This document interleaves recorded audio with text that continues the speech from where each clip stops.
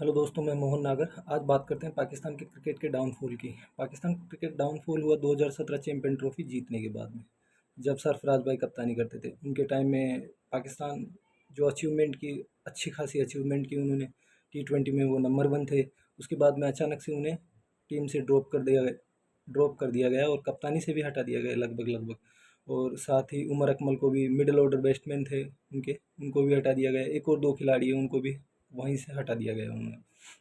तो Indian cricket team या New Zealand या ऑस्ट्रेलिया ने तो कहा नहीं था कि आप उनको हटा दीजिए। उसके बाद आपने बाबर को कप्तानी दी। बाबर बाबर के साथ समस्या ये रही कि बाबर ने 4-5 या 6-7 लड़कों के लेके 5-6 साल तक उसी क्रिकेट टीम से आप खेलते रहे। उस खेलने के बाद में रिजल्ट्स अच्छे आते रहे, तब तक तो कोई समस्या नहीं थी। रिजल्ट्स थोड़े वीक आने लगे, थोड़े वो बड़े मैच हारने लगे। इंडिया से बड़े टूर्नामेंटों में उनकी मजीद हार हुई। उसके बाद में थोड़ी थोड़ी समस्या आनी स्टार्ट हुई। 5 साल तक एक ही टीम के साथ खेलते रहे, न कोई बैकअप प्लान तो करने पड़ेंगे ना। बार बार थोड़ा बार बार कोचों को हटा देना, बार बार मैनेजमेंट चेंज करना, इसमें तो किसी और का तो कोई फॉल्ट है नहीं। ये तो मुझे आप ही का फॉल्ट लगता है। अ- अचानक से फिर अचानक से ही बाबर को भी कप्तानी से हटा देना, रिजवान को ले आना। रिजवान के बाद शान मसूद को ले आना। शान मसूद के साथ ही शाहिद अफरीदी को भी कप्तानी का अनाउंसमेंट कर देना। उसके साथ साथ अब सलमान अली आगा को कप्तानी में लेके आना। T20 फॉर्मेट में जबकि सलमान अली आगा T20 फॉर्मेट खेलते भी नहीं थे। वनडे के वो अच्छे प्लेयर हैं, इसमें नो डाउट। वनडे के वो शानदार ही प्लेयर हैं, पर उनको आपने कप्तानी देके T20 की, उनका वनडे का भी कॉन्फिडेंस गया। और T20 में आप देख ही रहे हैं उनका हाल। तो मेरे हिसाब से, या मैं कौन होता हूँ खैर, पर बेटर ऑप्शन से शाहीन शाह अफरीदी T20 में कप्तानी। आप उनका PCL का रिकॉर्ड उठा के देख लीजिए, और अभी हाल फिलहाल एशिया कप चल रहा है, उसमें भी एक ही कॉन्फिडेंट खिलाड़ी है आपके पास, वो है शाहीन शाह अफरीदी। बेस्ट खिलाड़ी, उसमें कोई दो राय ही नहीं है, अच्छे खिलाड़ी हैं। इसके बाद आते हैं कुछ पाकिस्तानी एक्स क्रिकेटर, जो उन्हें पता है कि टीम में कहाँ समस्या आ रही है, कहाँ क्या दिक्कत है, कहाँ क्या हो रहा है। फिर भी वो उसका सॉल्यूशन, मुझे नहीं लगता कि उन्होंने कोई सॉल्यूशन ढूंढ रहे हैं। सब एक्स क्रिकेटर, नाम गिनवाने पे आऊँ तो आप अच्छे से अच्छे, बड़े से बड़े नाम ले लीजिए उनके। अब्दुल रज़ाक साहब, इंजमाम हुलक, शाहिद अफरीदी हो गए, मोहम्मद हाफिज़ हो गए, उमर गुल हो गए, सलमान बट हो गए, शोएब मलिक हो गए, शोएब अख्तर हो गए, कामरान अकमल हो गए, बाशित अली हो गए। यानी लगभग लगभग करंट और पुराने, जो अभी तक हाल फिलहाल क्रिकेट छोड़ा है उन्होंने, मोहम्मद आमिर हो गए। यानी पूरे ही एक्स क्रिकेटर, या तो अपने यूट्यूब चैनल पे या टीवी प्रोग्रामों में बैठे बैठे केवल, उन्हें सब पता है, फिर भी वो ग्रास रूट लेवल पे या ग्राउंड लेवल पे वो काम करना ही नहीं चाहते। न तो सिस्टम में रह के काम करना चाहते हैं, न ही ग्राउंड लेवल पे काम करना चाहते। जबकि अदर कंट्रियों में देखिए आप, या तो एक्स क्रिकेटर बहुत कम टीवियों पे बैठते हैं, या बहुत कम बात करते हैं, और बात करते हैं तो खाली क्रिकेट की ही करेंगे। अनाप शनाप बेतुके बयानबाजी, ए, मुझे नहीं लगता कि कोई भी करते हैं। हाँ, एक नासिर हुसैन साहब इंग्लैंड के, वो कभी कभी करते हैं, वैसे और तो कोई करता है नहीं। इंडिया से भी हैं कुछ एक, मैं ये नहीं कह रहा कि इंडिया से भी कुछ है नहीं, पर करते हैं।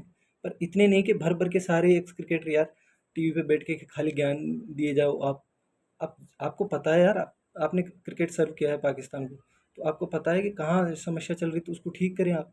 हमारे भी यहाँ युवराज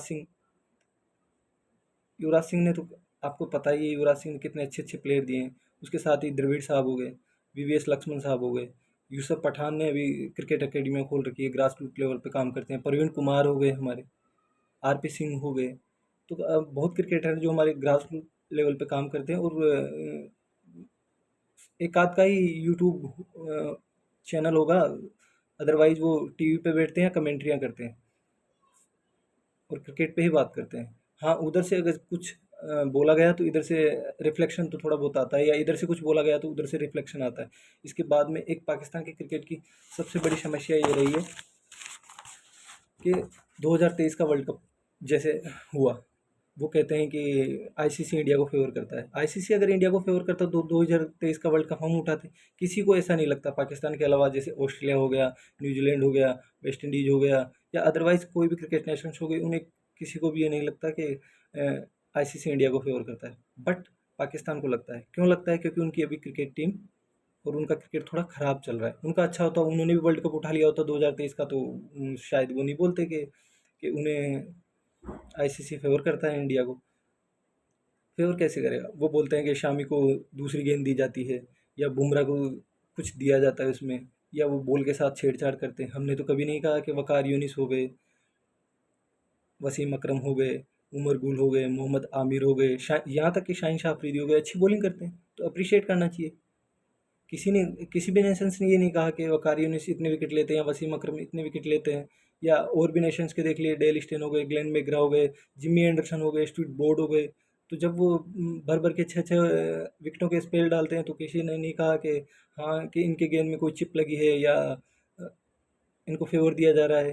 तो ये तो बेतुकी बातें हैं ना। उनमें टैलेंट है, वकार यूनिस, वसीम साहब, इनमें टैलेंट था, शाहीन शाह अफरीदी। तो टैलेंट है तो विकेट लेगा ही लेगा। कोई सी दुनिया की किसी भी पिच पे उनको खिलाओ तो विकेट लेंगे ही लेंगे।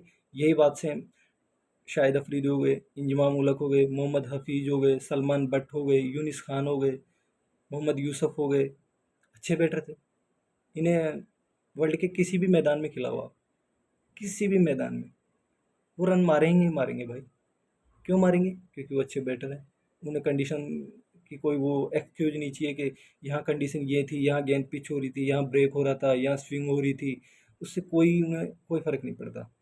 तो ये थोड़ा शायद मेंटली इशू है इनका, या कुछ दिमाग में बैठ गया है कि आईसीसी इंडिया को फेवर करता है।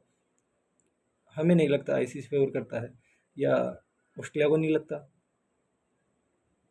ये डाउनफॉल तो सभी का आता है, ऐसा नहीं है कि डाउनफॉल सभी का नहीं आता। डाउनफॉल तो वेस्ट इंडीज़ का भी आया, ऑस्ट्रेलिया का भी आया, खुद इंडिया का 2007 2003 वर्ल्ड कप फाइनल हारने के बाद में 2003 से लेकर 10 तक डाउनफॉल ही था हमारा। क्या था? 11 का वर्ल्ड कप के बाद थोड़ा राइज अप हुआ।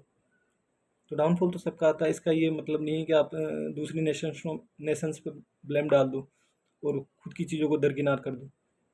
इसके लिए आपको अच्छे से काम करना पड़ेगा। और इसके अलावा जो आपके नए नए यूट्यूबर हैं, ये फुरकान भट्टी जैसे, या और भी बहुत से यूट्यूबर हैं जो आपके ही खिलाड़ियों को, पहले तो जैसे बाबर हो गया, मैं एग्जांपल एक बाबर का देता हूँ, बाबर बाबर साहब हो गए। बाबर को इन्होंने पहले किंग किंग कहना, कोहली से कंपैरिजन करना, हर एक खिलाड़ी को कंपैरिजन कर देते हैं। उसके बाद में जैसे उनका थोड़ा बहुत डाउनफॉल आता है, सबका आता है यार, ऐसा कोई क्रिकेट में नहीं है, या कोई भी खेल ऐसा नहीं है कि जिसमें डाउनफॉल नहीं आते, सबका डाउनफॉल आता है। पर ऐसा नहीं है कि अपने ही खिलाड़ी को बैठ बैठ के भर भर के गालियाँ दो। कुछ ऐसे अपमानजनक शब्द बोलते हैं, उनको तो बोला भी नहीं जा सकता। घंटे का किंग, ये वो, फलाना ढीकड़ा ढमका, इनको निकाल दो, इनको ये कर दो, उनको वो कर दो। और जिन्हें जिन्होंने क्रिकेट को अभी अभी 2-4 सालों से फॉलो किया होगा, वो लोग बैठ के ये बातें करते हैं। हाँ, कुछ अच्छे लोग बताएं, क्रिटिसाइज करें तो समझ में आता है। यूए के खिलाफ कोई 50 मार रहा है तो फुरकान भट्टी जैसे लोग उनको सदका दे रहे हैं, ये कर रहे हैं, वो कर रहे हैं। फिर तो मैक्सवेल जैसी कोई पारी खेल दे आपके देश में तो फिर, या रोहित शर्मा जैसे डबल 100 मार दे 3 बार, तो आप क्या करोगे? आप तो पागल हो जाओगे फिर। ये यार, ये बहुत थोड़े से व्यूज़ के लिए आप हर किसी को स्टार बना रहे हो। थोड़ा उन्हें खेलने दो, 2-4 साल खेलने दो उन्हें। ऐसा माहौल बना रखा है, बिल्कुल ही ख़राब माहौल कर रखा है।